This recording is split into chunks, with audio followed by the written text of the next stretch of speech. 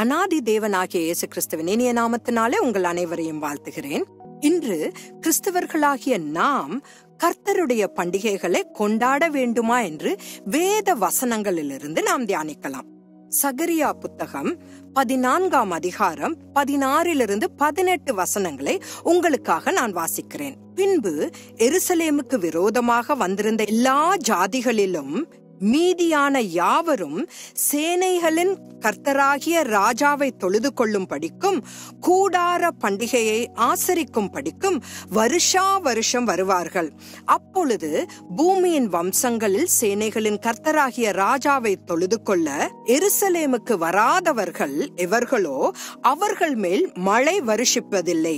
மழை வருஷிக்காத எகிப்தின் வம்சம் வராமலும் சேராமலும் போனால் கூடார பண்டிகையை ஆசரிக்க வராத ஜாதிகளை கர்த்தர் வாதிக்கும் வாதையே அவர்கள் மேலும் வரும். கர்த்தருடைய 7வது பண்டிகையின் பேர் கூடாரங்களின் பண்டிகை.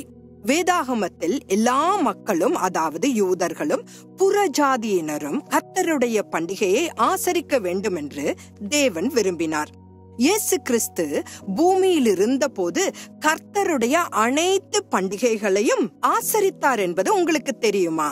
சுவிசேஷங்களிலிருந்து சில வசனங்களை உங்களுக்கு வாசித்து காட்டுகிறேன். பஸ்கா பண்டிகையிலே அவர் எருசலேமில் இருக்கையில் அவர் செய்த அற்புதங்களை அநேகர் கண்டு அவருடைய நாமத்தில் விசுவாசம் வைத்தார்கள் என்று யோவான் 2வது அதிகாரம் 23வது வசனம் கூறுகிறது. பாதி பண்டிகையான போது இயேசு தேவாலயத்திற்கு போய் உபதேசம் பண்ணினார் என்று யோவான் 7வது அதிகாரம் 14ஆம் வசனம் கூறுகிறது. பண்டிகையின் கடைசி நாளாகிய பிரதான நாளிலே இயேசு நின்று சத்தமிட்டு, ஒருவன் தாகமாயிருந்தால் என்னிடத்தில் வந்து பானம் பண்ண கடவன் என்று யோவான் 7வது அதிகாரம் 37வது வசனத்தில் எழுதப்பட்டிருக்கிறது. அப்போஸ்தலர்களால் ஆரம்பிக்கப்பட்ட தேவனுடைய ஆதி சபையும் கர்த்தருடைய பண்டிகைகளை ஆசரித்தது என்பது உங்களுக்கு தெரியுமா? இது தொடர்பாக மேலும் சில வசனங்களை தருகிறேன். பெந்தெகோஸ்தே என்னும் நாள் வந்தபோது அவர்கள் எல்லாரும் ஒருமனப்பட்டு ஓரிடத்தில் வந்திருந்தார்கள். அப்போஸ்தலர் 2வது அதிகாரம் 1வது வசனம். புதிய ஏற்பாட்டில் ஏறக்குறைய பாதி அல்லது அதற்கு மேற்பட்டவற்றை நமக்கு கொடுத்த அப்போஸ்தலராகிய பவுல் என்ன சொன்னார் என்று இப்போது வாசிப்போம். அவர்களிடமிருந்து விடை பெற்றுக் கொண்டு செல்லும் போது, வருகிற பண்டிகையிலே எப்படியாயினும் நான் எருசலேமில் இருக்க வேண்டும், தேவனுக்கு சித்தமானால் திரும்பி உங்களிடத்திற்கு வருவேன் என்று அவர் அப்போஸ்தலர் 18வது அதிகாரம் 21வது வசனத்தில் கூறியிருக்கிறார். அப்போஸ்தலனாகிய பவுல் என்ன செய்தார் என்பதை நமக்கு நினைவூட்ட இன்னும் ஒரு வசனத்தை நான் உங்கள் முன் வைக்கிறேன். அவர் ஆசியாவில் நேரத்தை செலவிட வேண்டியதில்லை என்பதால் பவுல் எபேசுவை கடந்து செல்ல முடிவு செய்தார். பவுல் கூடுமானால் பெந்தகோஸ்தே பண்டிகை நாளிலே எருசலேமில் இருக்க வேண்டும் என்று தீவிரப்பட்டதன் நிமித்தம் தான் ஆசியாவிலே காலம் போக்காதபடிக்கு எபேசு பட்டணத்தை கடந்து போக வேண்டும் என்று தீர்மானித்தார். அப்போஸ்தலர் 20வது அதிகாரம் 16வது வசனம். அப்போஸ்தலர்களும் கர்த்தருடைய பண்டிகைகளை ஆசரிக்கும்படி புறஜாதியாருக்கு கற்பித்தது உங்களுக்கு நினைவிருக்கிறதா? ஆதலால் பழைய புளித்த மாவோடே அல்ல, துர்குணம் பொல்லாப்பு என்னும் புளித்த மாவோடும் அல்ல, துப்புரவு உண்மை என்னும் புளிப்பில்லாத அப்பத்தோடே பண்டிகையை ஆசரிக்க கடவோம். 1 கொரிந்தியர் 5வது அதிகாரம் 8வது வசனத்தில் எழுதப்பட்டிருக்கிறது.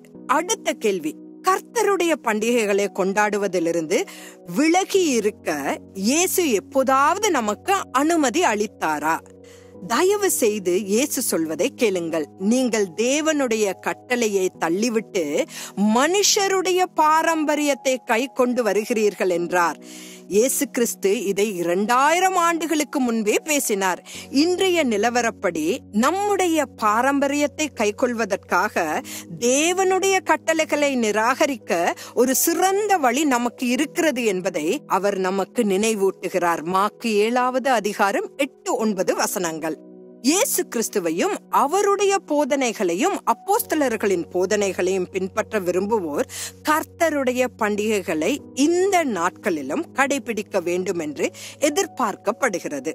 தயவு செய்து ரோமானிய மரபுகளை பின்பற்றுவதை நிறுத்துங்கள். வேதாகமம் சொல்லுகிறதை செய்து கொண்டிருப்பவர்களை மட்டுமே எடுத்துக்கொண்டு போகவே இயேசு கிறிஸ்து மிக விரைவில் வரப்போகிறார்.